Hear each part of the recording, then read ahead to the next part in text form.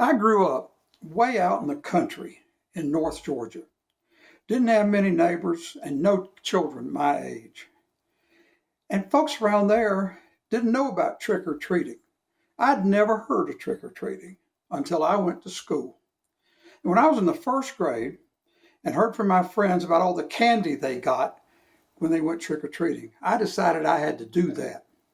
So I went home and I asked my parents, could I please go trick or treating?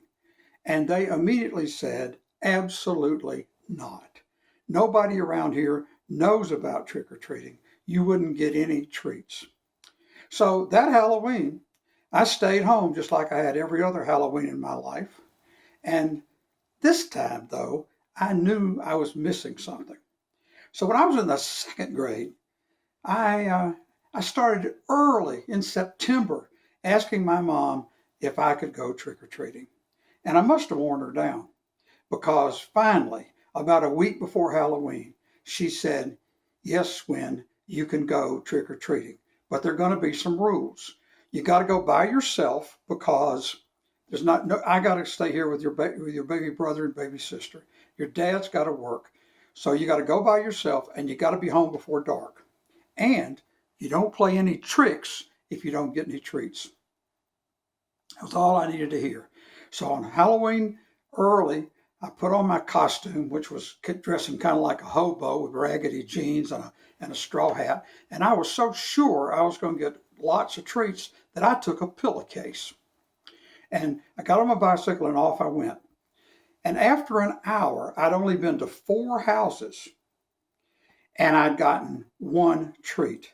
Miss Madalou had given me a chocolate chip cookie. That was all I had. So once again, I knew my mother had been right. But I knew, even though it was almost dark, I knew that just over the hill, there was a house. And I thought, maybe if I go there, I can get a treat. But nobody ever went to that house. People said there was a monster in it, but I didn't believe that for a minute. So I rode over the hill, and as soon as I saw that house, I knew why didn't anybody go there.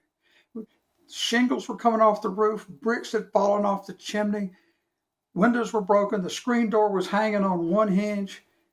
It looked really scary, but there was a light on inside. So I rode my bicycle up there. I went up the steps, and of course, you know, in a story like this, the steps creaked a little bit, and I knocked on the door as loud as I could. And I waited, and I waited, and nobody came. So I knocked again, even louder, and I waited, and I waited, and I waited, and nobody came. So I shrugged my shoulders and started down the steps, figuring I needed to hurry to get home by dark. And just as before I started down the steps, I heard the door open behind me. It squeaked, of course. And I turned around, and I wished I hadn't, because standing in that door was the biggest, ugliest creature I have ever seen. I don't know if it was a man or a monster, but he must have been 7 feet tall. He had red, bloodshot eyes. He had a big nose covered with warts. His hairy arms hung down to the ground, and his hands were the size of pitchforks, with long, bony fingers and sharp fingernails. And he looked at me, and I could see that his teeth were sharp and green.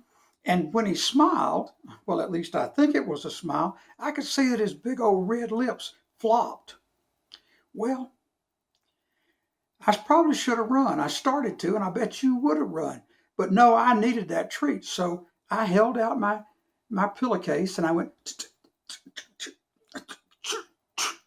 trick or treat. And that creature, he leaned down and he looked at me, and he said, little boy, I got a treat for you.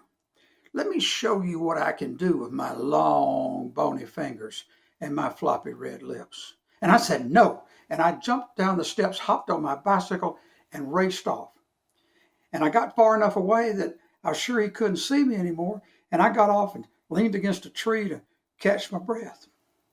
And would you believe that creature stuck his head around from behind that tree and looked at me, and he said, little boy, I still haven't shown you what I can do with my long, bony fingers and my floppy red lips.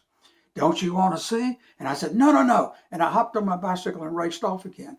But as I looked behind me, I could see that he was chasing me and he was gaining on me. And I was pretty sure he'd catch me before I got home. So as I went around a curve and lost sight of him, I hopped off, hid my bike behind this big rock, and I got behind that rock, hoping he couldn't find me. And I held my breath, but you know what? Pretty soon, that creature, he looked over that rock and he said, little boy, I still got to show you what I can do with these long, bony fingers and my sloppy red lips. Well, by this time, I was too tired to run and too scared to talk. And so I just lay there shaking. And he said, well, you must want to see what I can do with my long, bony fingers and my floppy red lips. So let me show you. And he leaned over real close to me. He had terrible breath, but he leaned over real close to me and he said, this is what I can do with my long, bony fingers and my floppy red lips. And he went, and then he laughed and ran away. Well, I ran home too, but I wasn't laughing.